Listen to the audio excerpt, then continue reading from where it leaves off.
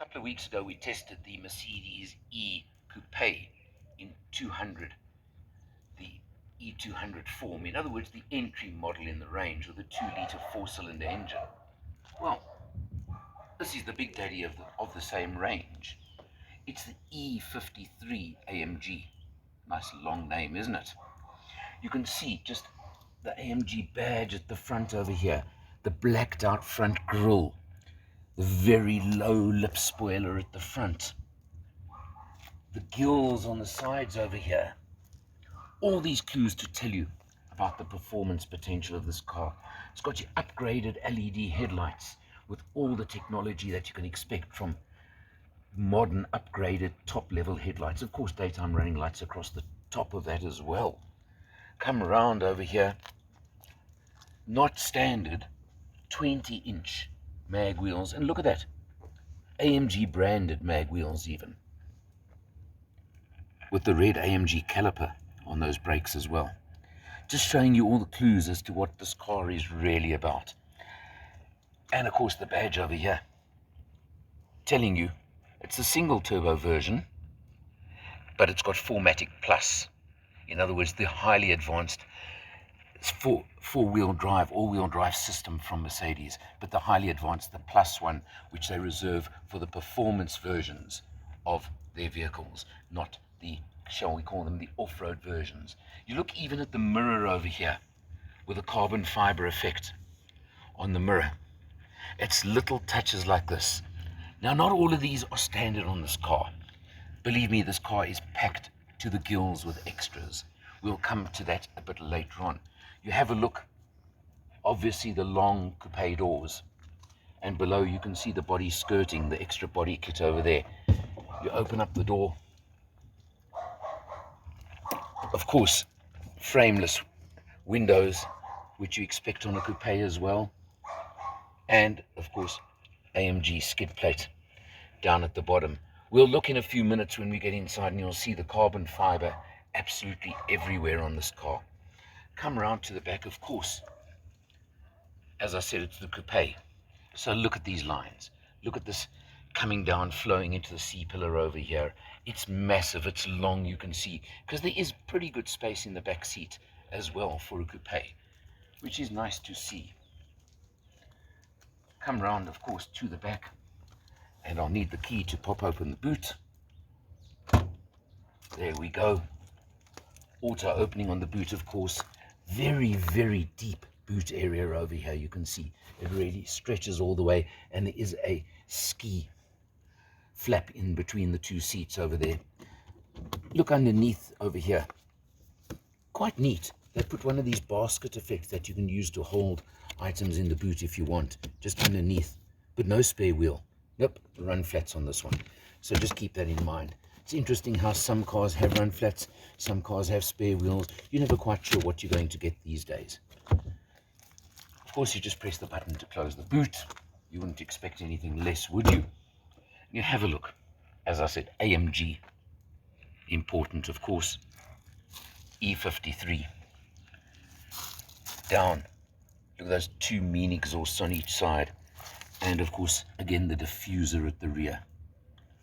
E53 means it has a 3-litre straight-six engine, single turbo, with some of Mercedes EQ electronic technology added on for an overboost function as well, as if you need it when you've got 320 kilowatts and 520 newton meters of torque already under your right foot. But it just gives you that extra bit in case you may want it along the way. And by the way, just looking over here, I'm leaning against, look at this carbon fiber effect lip spoiler you've got on top of the boot here as well. All these features, absolutely amazing on this car. Makes up quite a package. Let's check it out inside.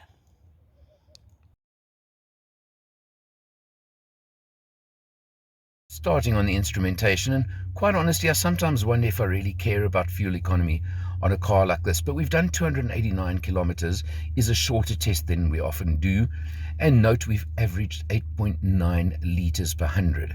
Now I can tell you that included a good freeway drive. It was showing about the 10 mark with just urban cruising.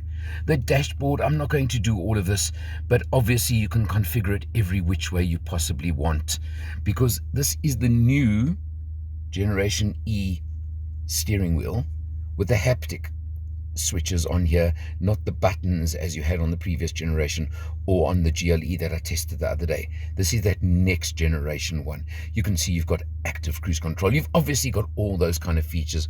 On the side over here, you've got your buttons obviously for phone and sound system and all of those as well. There comes my favorite little bugbear, of course, on all these cars.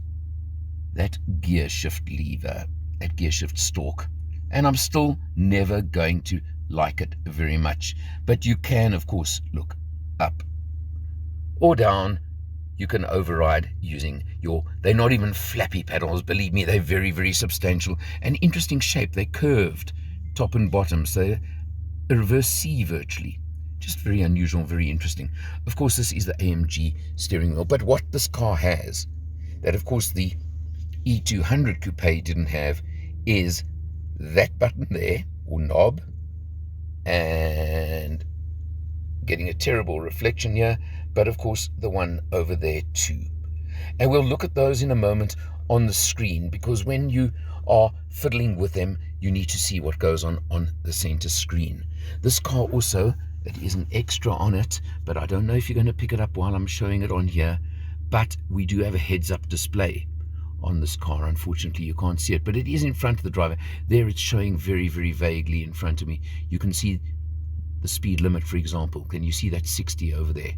So it gives you obviously the speed limit, it gives you your speed, and somewhat disconcerting, it was set on this car, I didn't change it, to show your instant fuel consumption. And it really is a bit of a spoil sport effect, because you're driving along, you put your foot down just slightly, you get the incredible response, and it makes you feel so guilty when it's suddenly showing 30 litres per 100 for a few moments.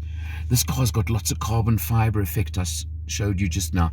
It's got the upgraded Burmester sound system, incredible sound system. You'll see the carbon fiber right across the dashboard and all over the center console, for example. It's everywhere around you over here on this car. It really is absolutely incredible. And of course you've got the big touch screen, which I think you're used to now. And of course it has the hey function. I'm not going to go into it now, but you know what that one's about as well, how you can make the car perform various functions using that function there. But now let's go to those knobs I showed you, and the one on the right hand side that was showing a big C, which is for comfort mode. Now go back to the screen, and as I click through, have a look at this. You go from comfort to sport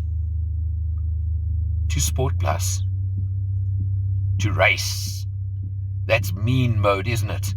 And you can actually hear the car clicking and functions changing over there. It changes a bit too fast for my liking, but go back there. You'll also see now, have a look on the other side, the knob on my left, and you turn that one, or you actually toggle it, and you'll see you can move it through M mode for the suspension. You can go to dynamic on the suspension. You can go on the other one, you can go to comfort or sport for the shock absorbers. You've got all those ones over there. And of course, when you go to race mode, for example, you go to powerful on the exhaust.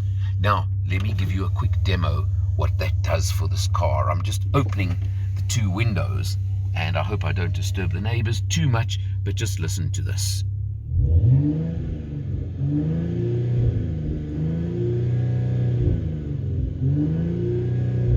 And I think you may just get the impression. Let me go back to comfort mode, and I'll rev the same way. Now it's all in balanced comfort, and I rev the same way, and maybe you can hear the difference. It certainly is somewhat different. There's one heck of a rasp to the thing when you do it. Now this car, as I said just now, is packed to the gills with extras, and it's got so much in the way of extras that if I had to go through them all, you would not believe what this car has. let me just go through a few, and then I'm going to tell you something that I found quite shocking, to be honest. I'm just going to go through a few of the big ones. The panoramic sliding roof that we have above us, 25,100 Rand. Not bad, I suppose. That's not too bad. The heads-up display I spoke about just now, 19,600 Rand.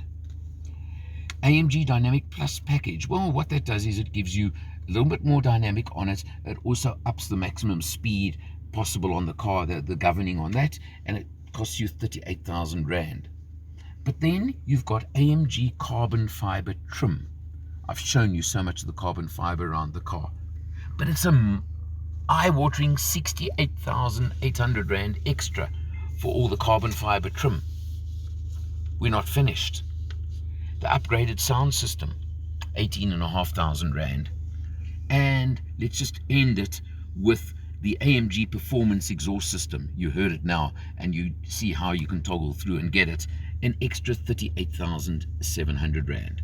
Now, don't think there's no standard spec on this car, because you've got things like, obviously, Apple CarPlay, Android Auto. You've got active brake assist. I'm just going to give you a couple of items. You've got Mercedes-Benz emergency call system. You've got Connect. You've got Thermotronic automatic climate control. You've got LED high-performance headlamps. You've got, let's just see, heated front seats. You've got air conditioning enhancement package. You've got ambient lighting. You've got dynamic select. I think I'm giving you the idea of what comes standard, because the standard price of this car is 1.6 million Rand. But on this car, as it's spec'd now, as a test vehicle, would you believe there is 416,000 Rand worth of extras? So this car, as it is right here, would stand you in at about the 2 million Rand mark. Now, you don't need all the extras. We've gone through this before. There's some I would definitely want. There's some I would say are definitely not necessary. But it just proves, yet again, my point that I make regularly about how you can spec a car to incredible levels if you want. But I suppose that's part of the fun when you're in this market, when you're in this category. So you know what? I wouldn't begrudge it. I would say enjoy it and have fun and see where you want to take your E53 AMG Coupe for yourself. There are competitors. We know BMW have, of course, the 4 Series. Of course, Audi have the A5. And there's the Lexus as well that I was thinking about when I came across it, the LC. So there are a few, the RC, apologies. So there are a few competitors, but not that many. So if you're at the point in your life where a 2-door coupe with nice space in the rear makes some sense for you, well, it's all about your budget, isn't it? And it's all about your brand preference. It's really up to you. But I got to tell you, I love driving these cars, that's for sure. For Motor Matters, I'm Eleanor. I'll see you next time.